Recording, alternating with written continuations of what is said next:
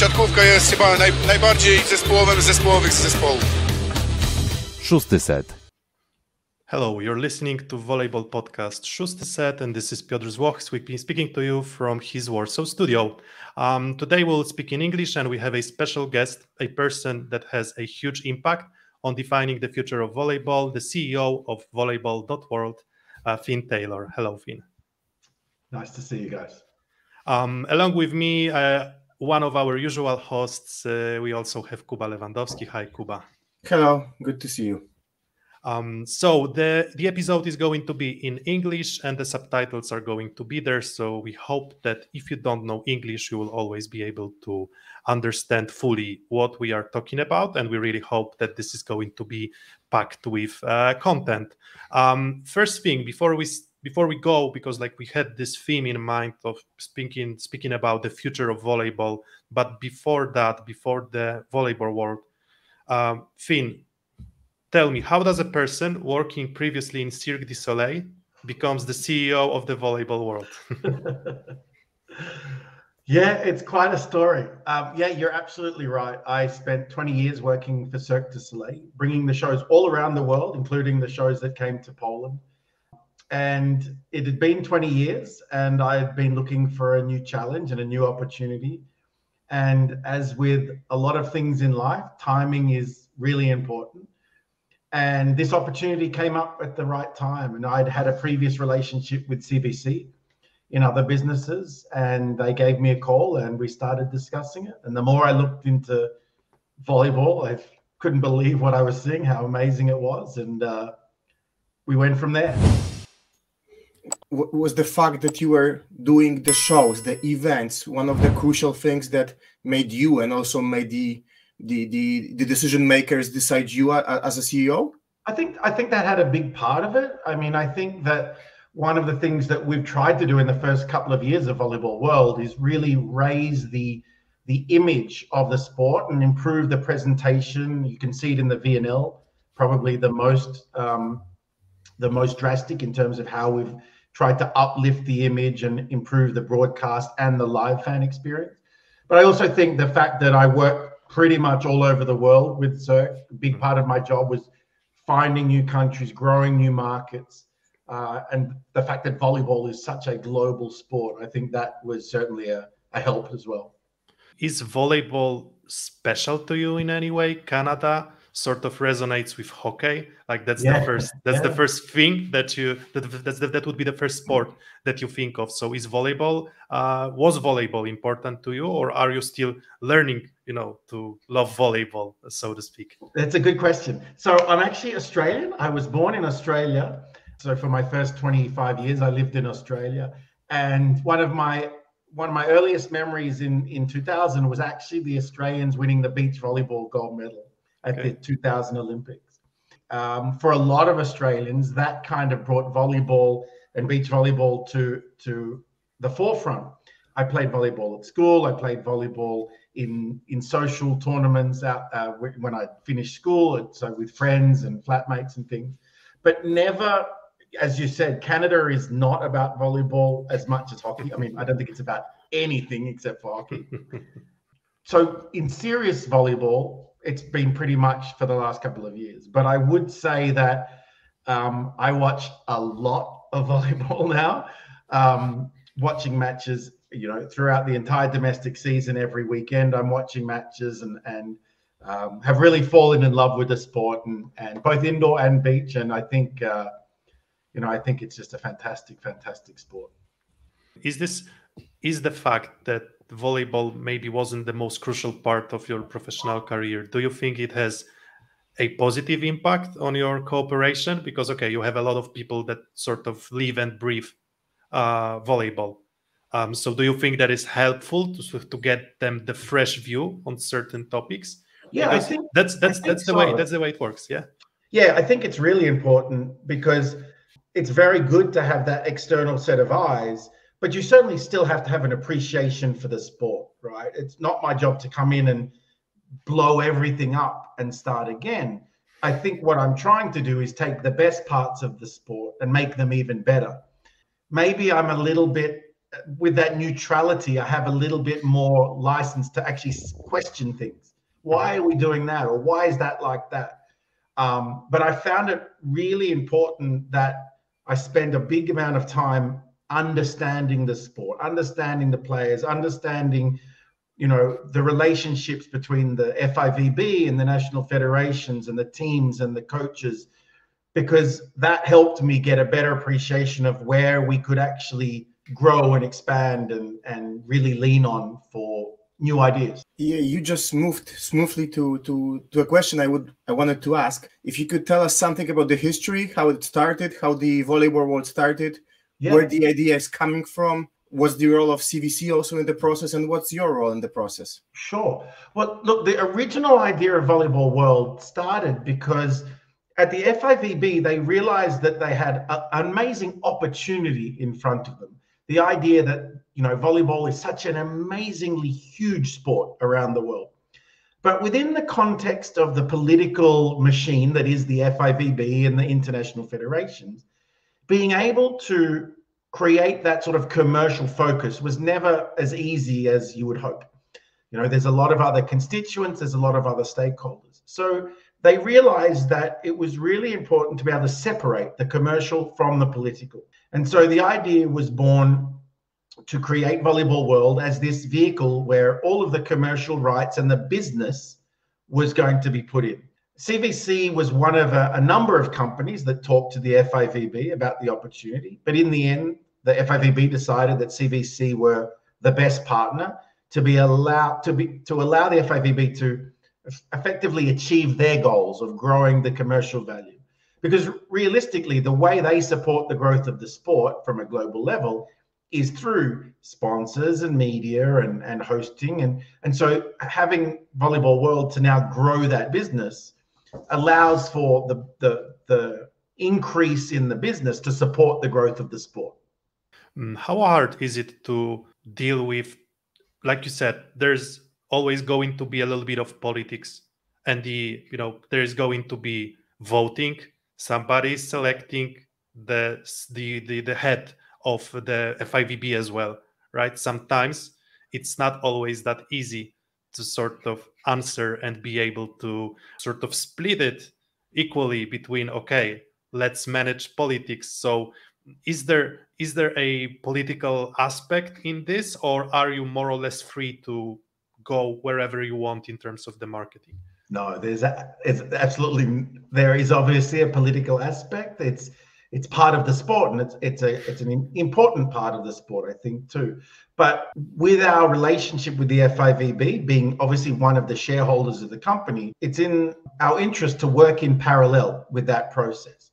So we are definitely not immune to the political workings of the sport. But by the same token, we rely on those politics to be able to make changes to the competitions, to the calendar, when we're dealing with confederations or with leagues. So it's an important part of our business as we grow and move forward as well. I'm extremely interested in how you created KPIs, at the beginning, by creating a company in a field where there was no company before. Yeah.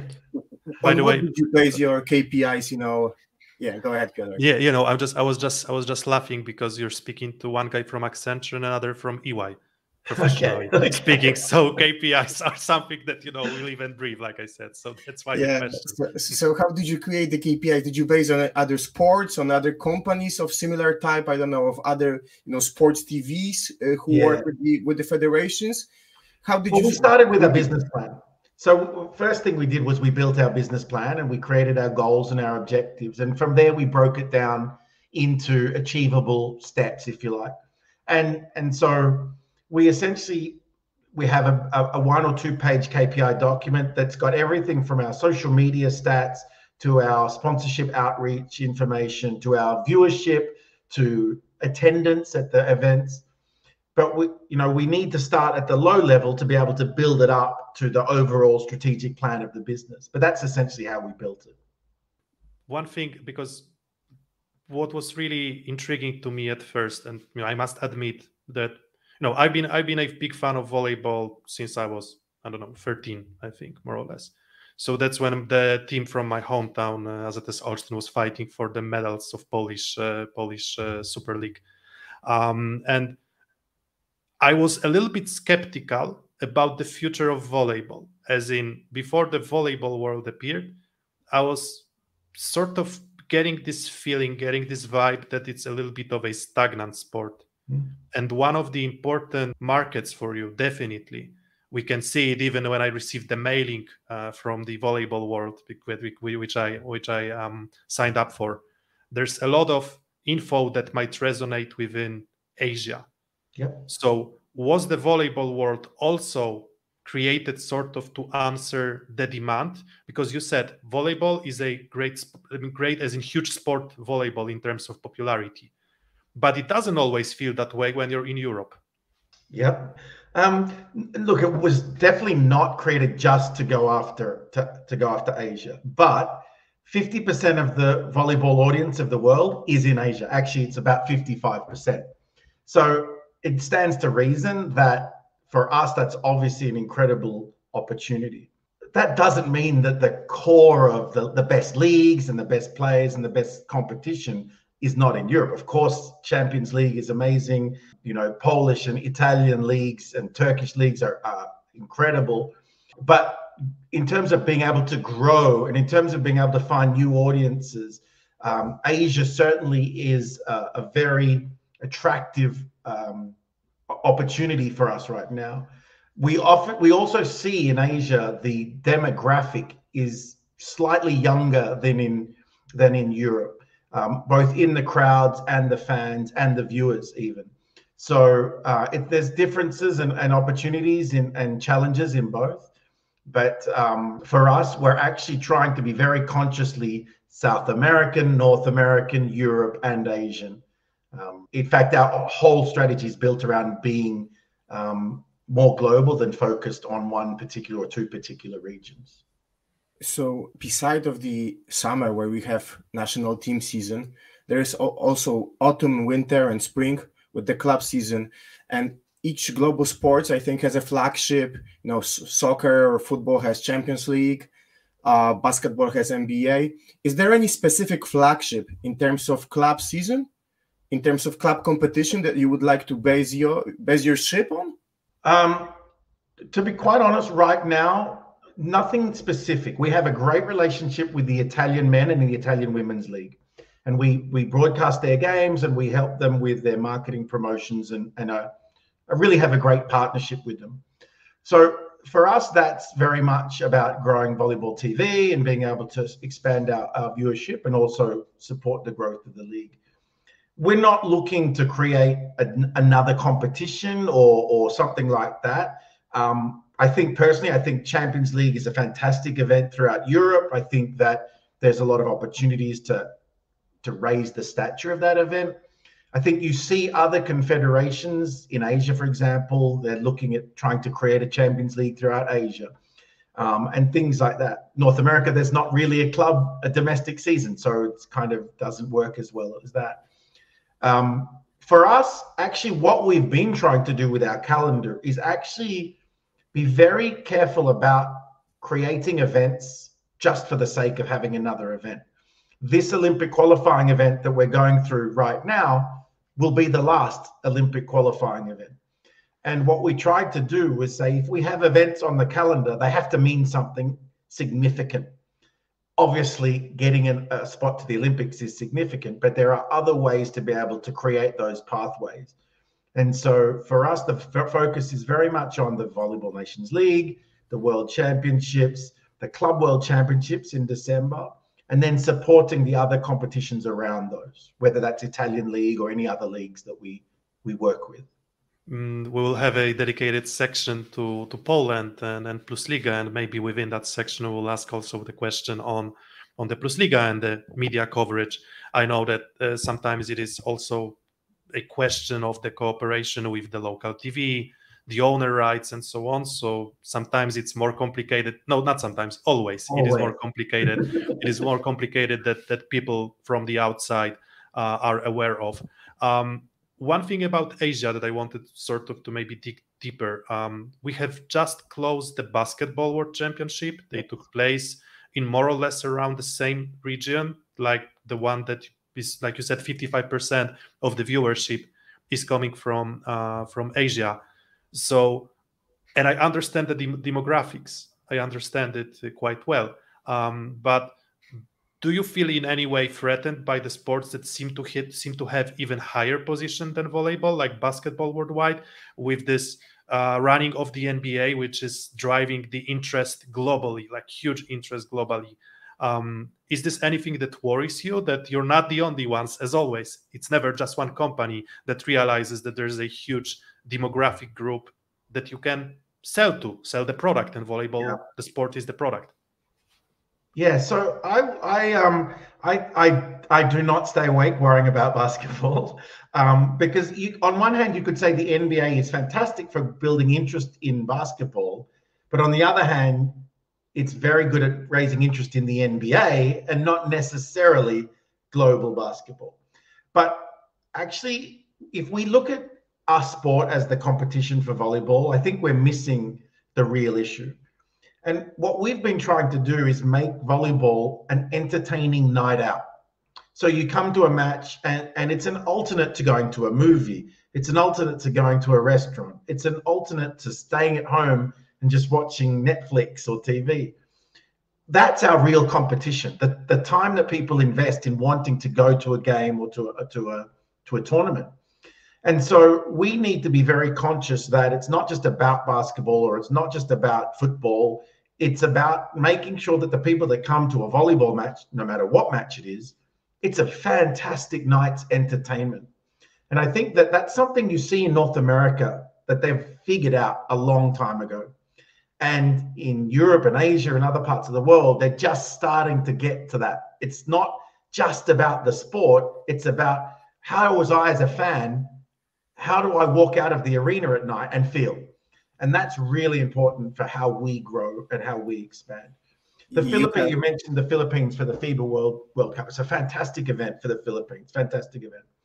But, you know, that market, ironically, is one of the top 3 or 4 volleyball markets in the world in terms of the fan interest and their tendency to want to see players come to the Philippines. This summer, we had the Volleyball Nations League in the Philippines, and Poland was one of the teams, and Slovenia and Japan.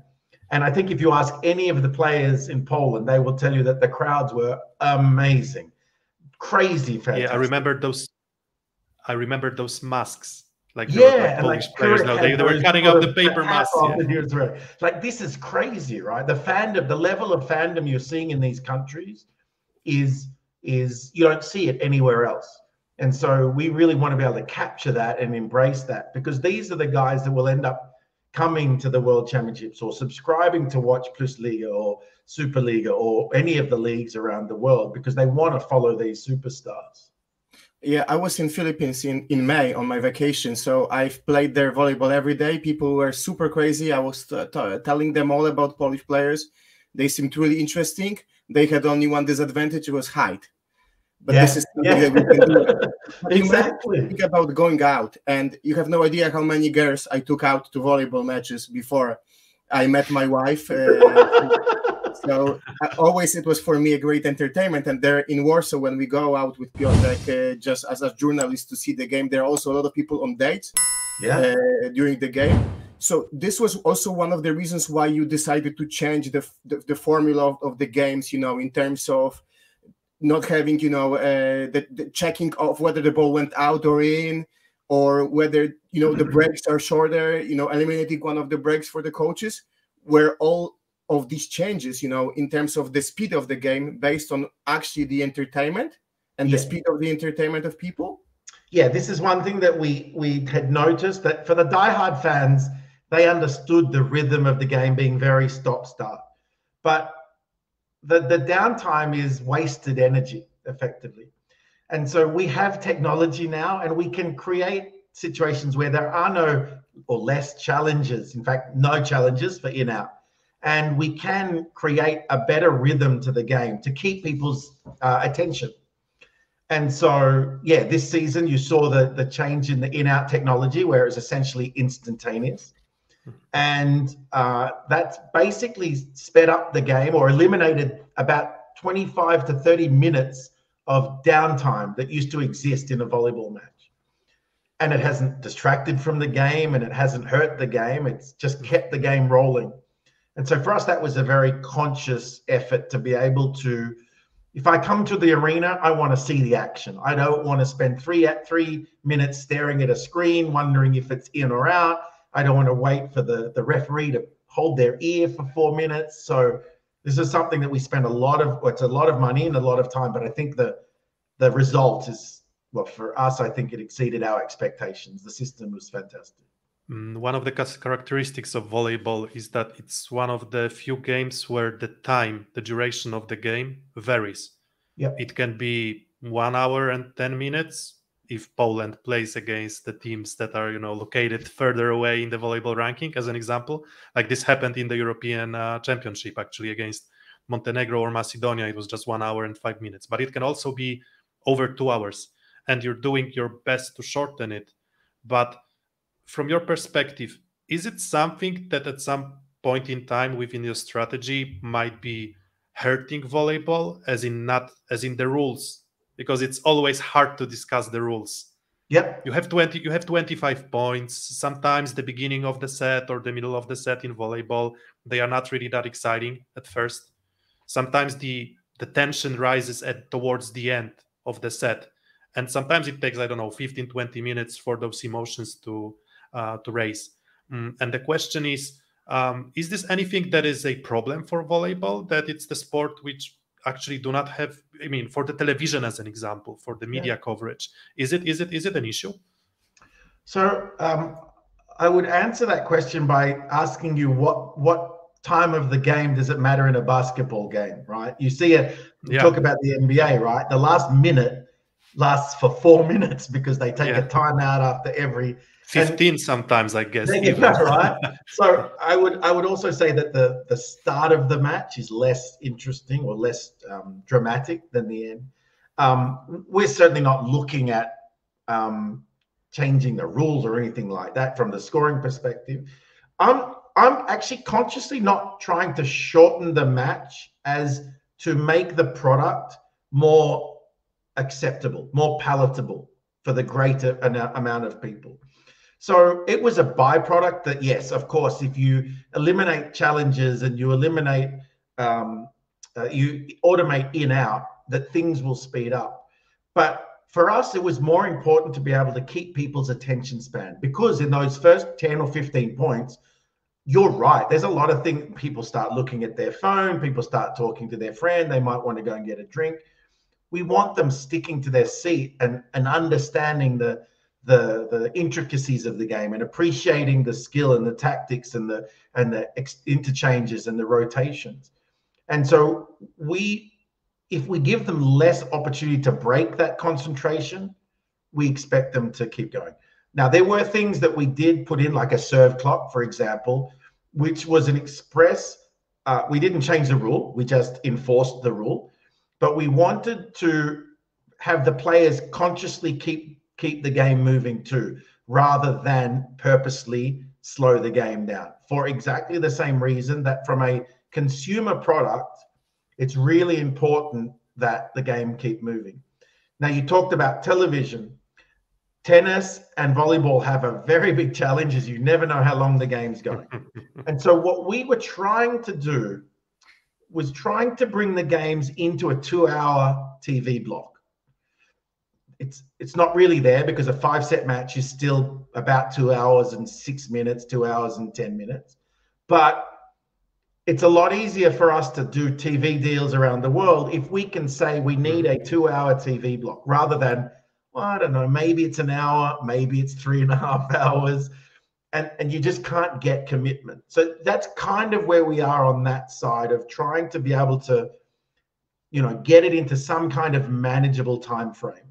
Actually, I remember a game which ended in a tiebreak and lasted less than 2 hours. It was the bronze medal match of the VNL in Poland. Okay. Japan, Italy, I think it lasted 1 hour 57 minutes. Oh, there you go. Yeah, 3 minutes of analysis and we're off. Yeah, exactly. And then we have other tie breaks in the national leagues that take 2 hours 40 minutes. But yeah, this was also the reason why you introduce more mascots, more DJs to the games, because this is what we've seen in VNL, in the qualifiers. This is the reason, just to keep people present all the time in their seat in the arena. A little bit, yeah. We want to keep them busy. We want to keep their attention occupied and moving around. The VNL is very much about bringing the best players to the fans. So we wanted to be able to create an atmosphere where the fans really felt like they were part of the game and felt like they had an influence, if you like, whether they were cheering loud enough or not. I remember that Italy-Japan match in Gdansk. That was a great match. And the fact that it finished in that amount of time, I don't think made it any less or good or any worse or better. I think it just ended up being a really flowing, great match. Piotr, if I can, one more question. Sure, you said you are not thinking about changing the rules, but we've heard some rumors that the federation is appreciating the idea in Indonesia, where they decided to play best of 7 up to 15 points, so just tie breaks. So in India, the league in India plays 5 sets up to 15, and you always play the 5 sets. Okay. We're not looking. Yeah, I'm not. I don't think the FIVB is, but that's a very unique setup for that league. Yeah. How about best of 7 up to 15? So I've never heard of that. Okay. So one question that you answered about the demographics of Asia, but I had this question in mind and I really wanted to ask is, who is an average volleyball fan? You must have some sort of market research that is helping you answer and position volleyball. We know that for Asia, that's a little bit of a younger crowd, but globally or maybe continent by continent, is there any target group that you want to reach?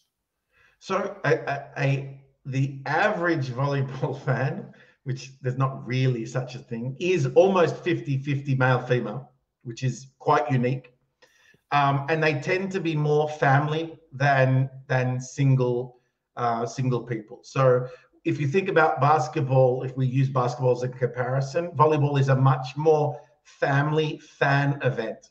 The crowds tend to be more families versus groups of guys or girls or individuals. In North America, for example, we do see that the TV audience is quite older. It's 40 plus, 38, 40 plus. Similar in Europe, a little bit of variance between countries, but basically that same sort. But in Europe, it's a little bit more skewed male than North America. But we're fortunate that the average fan is a big pool of people. It's not a rare specimen or anything like that. Mm-hmm. We're quite fortunate that we have a really broad fan base. And one of another issues, and it's not just the issue for volleyball, I would say it's the issue of every single team sport and the sport at the moment. It's this mobile phones and esports and virtual experience. And obviously there's one thing is about what you can squeeze out from the, let's say, quote, squeeze out from the crowd which is watching volleyball at the moment. But like I said at the very beginning, it's also about the future of volleyball. So what about the youngsters? What about the teen? What is the offer offered to them? Because apparently, like when I think about volleyball, like from my perspective, it is actually a really good sport when you think about the people who are, I don't know, as an example, addicted to smartphones, because the action takes just 15 seconds and that's it. And you can, go on Twitter, you can tweet on whatever you want. You don't really need to be focused over and over and over again throughout 2 hours. So the question is, okay, what the volleyball has to offer to this part of the society, of the crowd? Yeah, look, I think it's a great question. It's a challenge that every sport has. I have an 18-year-old son who plays American football, and I asked him, how do you consume sports? How many matches a week do you watch? I'd never watch a match. What do you mean you don't watch a match? I only watch TikTok. So he consumes all his sport on TikTok. And obviously this is a huge challenge for any sport as you're trying to build viewership and build connection. But there's two ways to look at it, right? One is that's probably the way people will connect with sport as we move forward.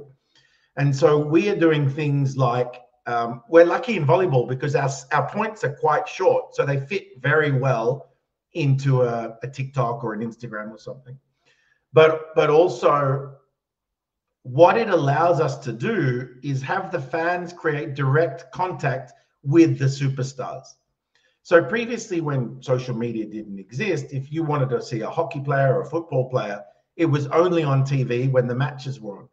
Now what we see is, you know, all of our big superstars within all of the teams have their own accounts. They're very well managed, and they actually create direct relationships with the fans. And this is how the fans of the younger generation are really connecting to the sport. It might not be through a team specifically, but it's through a superstar.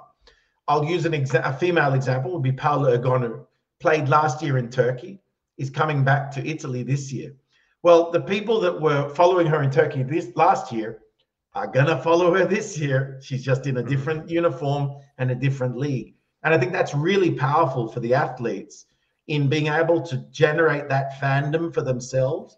And hopefully what we can do is be able to carry that on and then have them either come to a match, buy the jersey, watch it on TV, or at least in some way connect with the sport at a bigger level.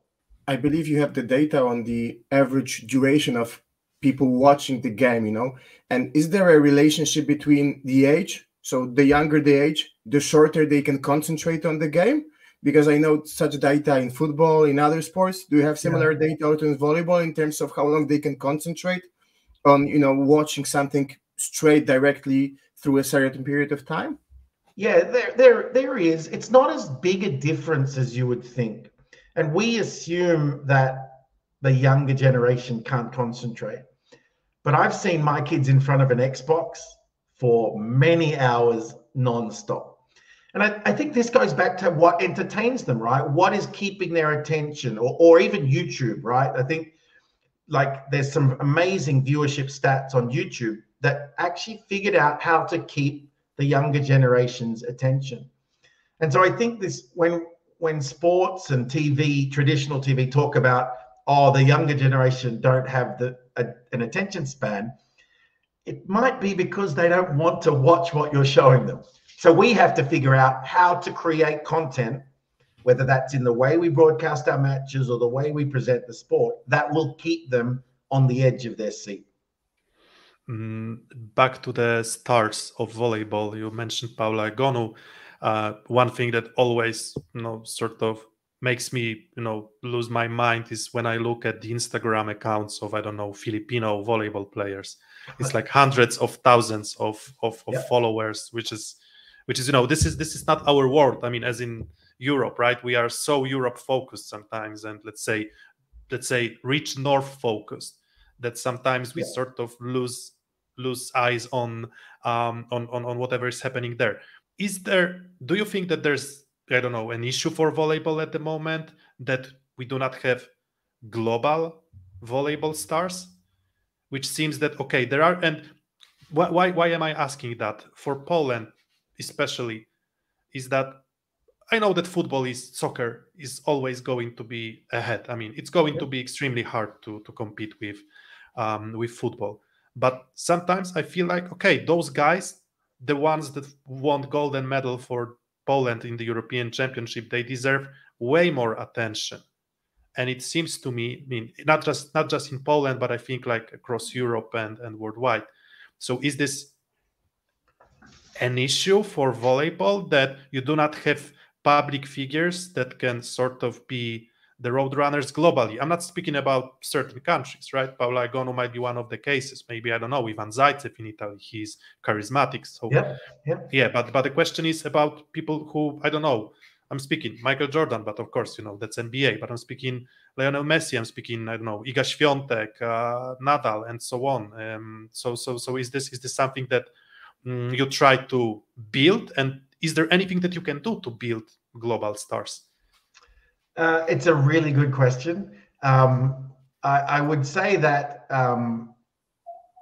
what we're trying to get, what we would like to get, is a global star that crosses over into mainstream entertainment, sports and entertainment. You use Michael Jordan, who's probably the best example. What I would also say is people like Gabi from Brazil, or Paula, or even Kurek, because he plays in Japan, right, very much have a global presence within the sport, but just not crossing over outside. I wouldn't necessarily look at it as a disadvantage of volleyball. I think it would be something we'd love to have. But the sport is not like basketball, right? Volleyball's unique key is that it's a team sport. You can't win it by yourself. It's actually, one of the unique parts of the game. And so by that nature, creating these iconic individual superstars will be a bit more of a challenge just because of the natural build of the sport. But for us, I don't think we look at it as a disadvantage. I just think we look at it as something that would be really great to have somebody like Michael Jordan, but I don't know. I'm sure that brings headaches too, right? I'm sure there's challenges with people like that. You mentioned that it's one of the most team sports within team sports. And actually the theme of our channel that we play at the beginning of each show is that volleyball is the most team out of team sports. Yeah. So I wanted to ask about statistics, because this is something you've also changed very much. Yep. As Volleyball World. And we know that the CVC has also had some connection with Formula One, where statistics are super important, where people focus super on the statistics as the audience. In volleyball, as you said, it's more a family sport, so not necessarily everyone focuses on statistics. But why did you change it? Why did you start to underline, the number of appearances, number of points? Is it something that comes from North America, where they celebrate, you remember how LeBron James scored his, I don't remember which point, but everyone was speaking about it. Everyone except the CFO of Nike was actually, filming it. So is it something that comes from North America, that we really like the numbers in sport, to underline the numbers, the results, the super performances? I think it's actually more about wanting to create context for the fan and the viewer. And I mean that in the sense that I need to understand why this game matters, right? There's a lot of volleyball every year. Why does this match matter? Why should I be watching this game? Why should I be watching this player? And so what we tried to do with the stats is allow us to produce information that gives the fan or the viewer context to watch the match. It's too easy to just put 6 people on one side and 6 people on the other and say, okay, watch a match, right? But why do we care that Japan and Italy have played 10 times and it's 6-4 head-to-head, or it's 3-7 head-to-head, or that, I don't know, that Puerto Rico has never beaten the Brazilian team, or Canada beat Brazil for the first time. It's about having something that matters, I think. And what we're trying to do is, again, tell that story and allow the fans to make their own stories about why why I should care about this match. Some might say that the average volleyball viewer, or the volleyball as a sport, is a little bit vanilla. That's how I would call it. And I think that's another, because we have question and then we have follow-up question to the follow-up question, and we're going to, dig deeper and deeper. But the question now is the hardcore volleyball users. They generate, as an example, when you think about the club competition, it's like you don't have such amazing, tifosi or crowd. So most of the time, when you watch, Polish club competition, you won't have 500, people in the stands cheering loudly over and over again. And I'm just thinking, what to make out of it, right? So is this the way that volleyball is and will be forever, or can we hope to create people that are going to be a little bit obsessed with this sport? This is something that I lack in Poland. So people who are crazy about it, whenever we have amazing results in the European Championship or VNL, Everybody is going to be excited, but just for the 2 games, maybe semifinals and finals. But what about people, and how to try to build this core of viewers that would be hardcore in a way, that they will be really, I don't know, maybe a little bit radical? Do you want even to have people like this that would be obsessed with volleyball, like, I don't know, football stands in Europe? That was the one example I was going to say. Maybe we're not looking to do that. But again, I mean, I would say, for me personally, I think it comes back to what are people getting out of the night, right? And if you have 1,000 people in a grandstand, you'll have some that are hardcore volleyball fans, understanding the tactics, understanding the rotations, understanding why the coach is putting in X, Y, and Z. But then you're going to have a certain group that just want to go and watch a sport and be with a crowd. And I think that actually the growth of the overall sport will be more on that side, on the casual fan, rather than the real hardcore, diehard, I'll watch any volleyball no matter what sort of fan.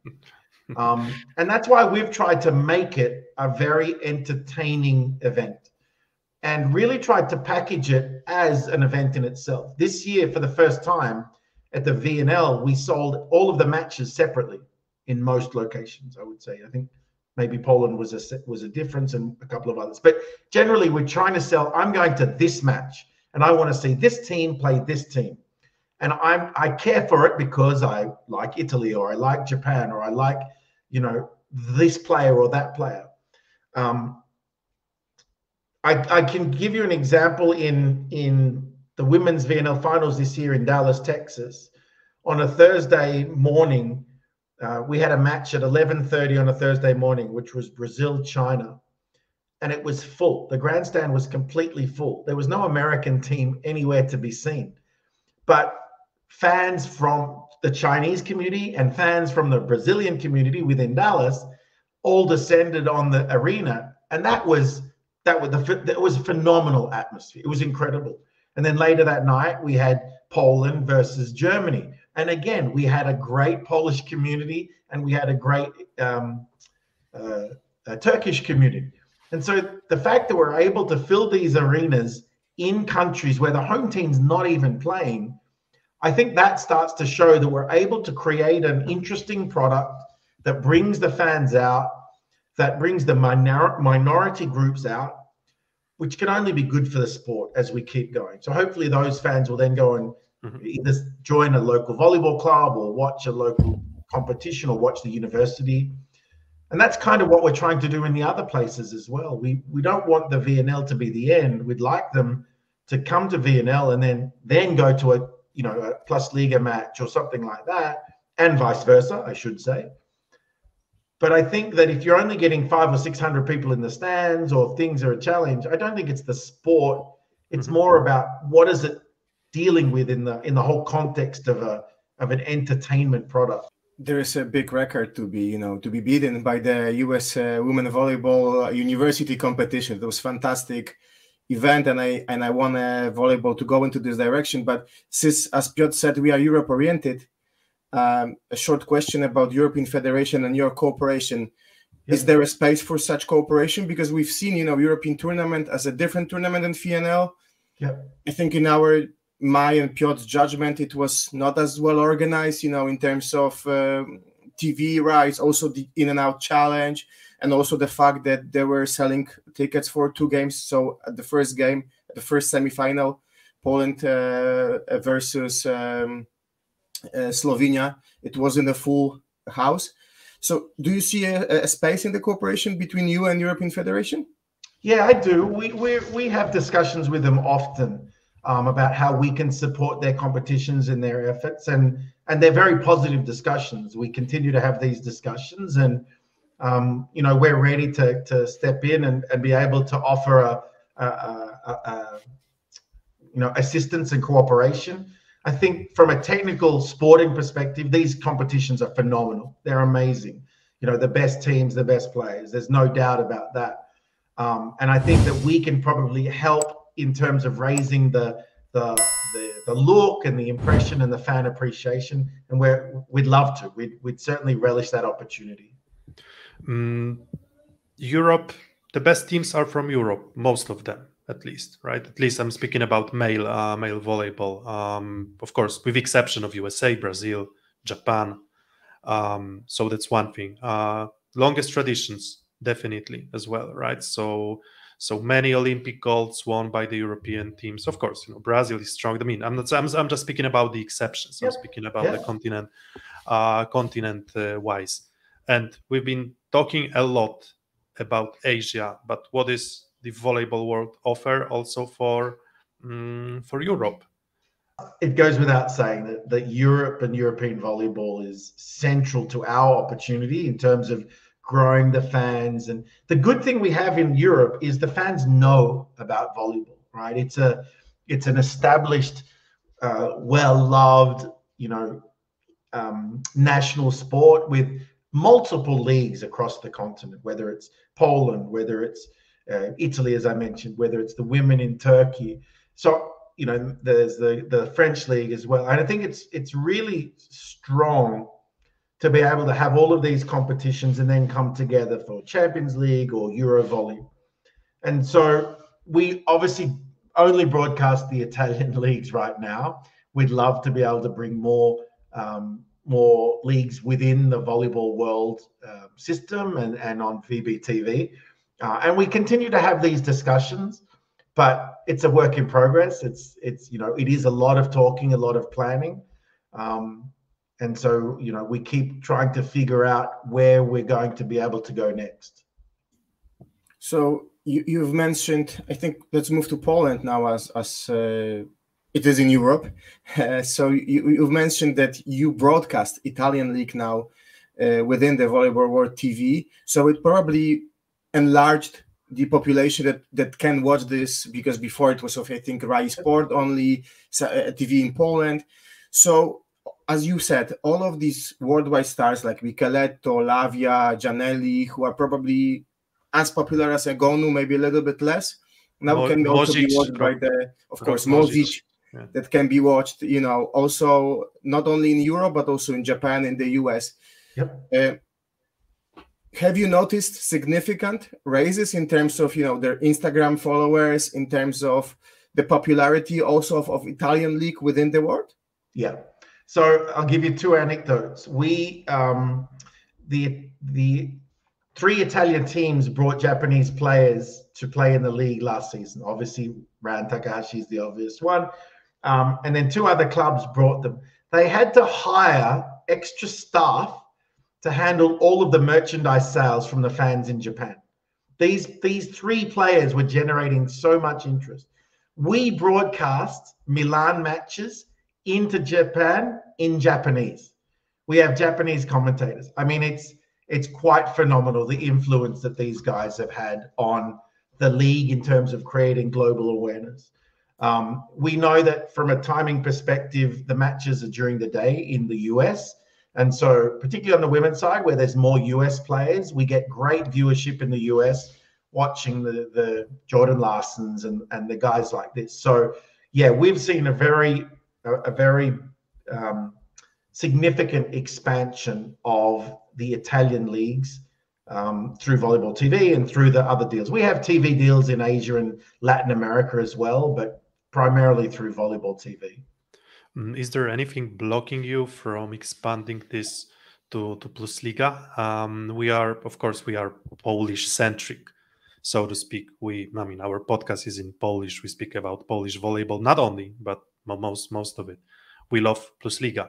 So what's blocking you, right? It seems like it could get international traction easily, right? Especially with the growing markets. So yeah, what is it all about? It's all about TV rights. It comes down to, it's very simply about contracts. Look, Polsat are obviously an incredible supporter of volleyball, both internationally and domestic. We have a fantastic relationship with Polsat. Obviously, they broadcast the World Championships and the VNL and things. So it's not about that. It's just about they have existing deals. We continue to talk to them when the current terms expire, if there's an opportunity for us to come and be a partner with them and with the league as well. We'd love to be able to put the Plusliga on. There's obviously a number of US players that play in the league as well, and would help to expand that. So we're ready. Can I? Or you wanted to follow with the TV? Because I wanted to move to something that Poland represents very well within the volleyball world, and it's the Volley Station, which helps you very much in terms of the in and out challenges, in terms of statistics. And is this something, or your cooperation is an example of something that really brings volleyball forward? And are there any other such big companies from Poland that cooperate with you or impact the Volleyball World project that much? Right now, Volley Station is the primary one that we work with from the statistics perspective.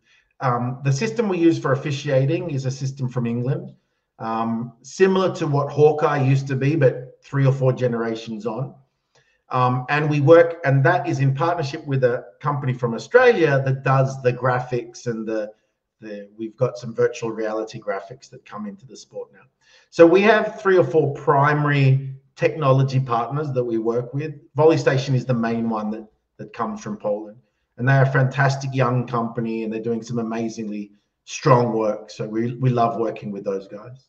Another question on the staff of Volleyball World on FIVB, and in context of Poland and Polish Federation and Polish volleyball fans and so on. We organize many competitions, so we are always there to organize VNL. We covered for the World Championship last year when, because of Russia's aggression, it had to be moved from Russia to Poland and Slovenia. We are winning World Championships. We won VNL. We won European Championship. When it comes to the sport side, it seems like everything is in perfect order. But then you're looking at people who are having the direct impact on the volleyball, both in FIVB and in the volleyball world. And I see no Polish. Why is that? Do we have any? You might be right. I don't think we have any Polish, but we have 25 countries. So I wouldn't say that we're limited in our geographical representation. I don't have a reason as to why there's no Polish people hired. It's just people that apply for the job. But by the same token, I would say that one of the strengths of Poland is that you do have a lot of people within the country that are very qualified to run events and host events and run matches, which is not the case in a lot of countries around the world. So, Poland is fortunate that it has so many experienced event organizers with particular skills in running volleyball, which I think is, it's a great benefit for the country when it comes to being able to host all of these events. I think also the fan base in Poland is possibly the best in the world. Your passion and the national spirit that you see at the World Championships and things like that it's not matched in any countries I couldn't think of off the top of my head. And that's a very unique symbol within the sport of volleyball. And I think that, it's a credit to Poland in the way that the country embraces the team and the sport overall. To stand on the other side, maybe if you could elaborate a little bit more on the, your cooperation with Volley Station. Is it that you always come up with the ideas, or it's also them as the Polish company that come up with some ideas of changes to the way you do the shows, or you do the games, or you show the statistics? So the way we produce the broadcast and the shows is definitely us. What Volley Station and the team come up with is new stats or new ways of showing the stats and explaining the story. Again, we don't want to put stats on the screen that don't tell a story or don't help the people understand the matches. What the Volley Station guys have been really good at is going, actually, we used to look at this way, but if we look at it from here, we actually can explain A, B, C, and D. And I think that's really important because we have very limited time to be able to throw stats up and explain. And so they've been able to sort of, again, they're young guys, right? So they've taken a little bit of a fresh look at the way it used to be done, and are really modernizing it quite well. Do you have any tips for the people who would love to be a part of Volleyball World from Poland? It's just apply. Just apply. Yeah. Do you feel like that is like, do you feel like that Poland is reaching its full potential when it comes to the interest of volleyball? I'm asking this question because, again, I'm looking at Volleyball World, I'm looking at all the events. They have had an amazing impact on the viewership, on the audience, on the overall interest. So like I said, at some point, it really gave me hope that volleyball can actually become a sport which is going to be treated seriously around the globe. But the question is about the Polish market. Maybe you, looking from the outside, might help us answer, is this like the full potential? Or is there more to be done, but there are some blockers in terms of maybe we are too used to the fact that, we are good at the sport and that's it, and that the popularity will happen on its own. But it's not working that way, not always, at least. It's not an easy question to answer, I'll be honest, because the stadiums are generally full and the fans are generally crazy. I would say that sometimes you need to go through a dip to be able to force change and force evolution to be able to grow to a next level. I would say that I don't think the sport has reached the potential within Poland as an external viewpoint. I think that there's obviously more opportunities. I do think there's more opportunities to evolve the presentation of the matches and involve the way that the sport is shown within Poland, which hopefully will be able to expand the audiences even more and get more new people coming to experience the sport. For me, watching volleyball in Poland is a very unique experience.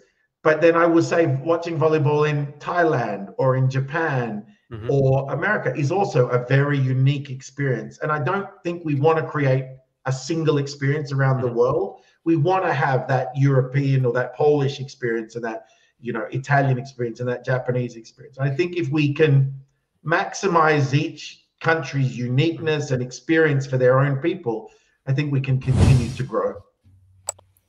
We've spent a super interesting 1 hour speaking about the future of volleyball. So at the end, it's time to ask you a question. What is the future of volleyball? If you could, give a small promise to the fans of what the future of volleyball will be. Look. I think that what we hope volleyball will be is it will continue to grow in the way that fans can experience and connect with the sport. Not just about sitting in front of a television, not just about sitting in a seat in the grandstand, but being able to live the sport. Like we talked about basketball several times, right? People buy the shoes that their superstars wear. They wear they still wear Michael Jordan shirts. He hasn't played for 30 years. There's a real cultural connection with the sport and with the culture. And what we would like to see is that sort of connection grow with the volleyball community from not just I play volleyball, but I live and breathe and wear and experience the sport. And I think if we can deepen that connection with the fans around the world, the sport's only going to get bigger and it's only going to get more popular. And that allows us to have, nice things like great tournaments and amazing locations and full stadiums. And maybe we'll do 92,000 people to come and see a world championship match like in Poland in 2018. So, it's all ahead of us, I think. So we sure hope so that it's going to be like that. We all seem that maybe volleyball has some catching up to do, but thanks to our today's guest, Finn Taylor, we are sure hoping that this catching up to do will happen, and volleyball we are on the right track. And we are on the right track. Thank you very much, Finn. It was a pleasure to speak to you. Maybe it's not the last time we are going to talk a little bit further, but I hope that you also enjoyed the discussion with us.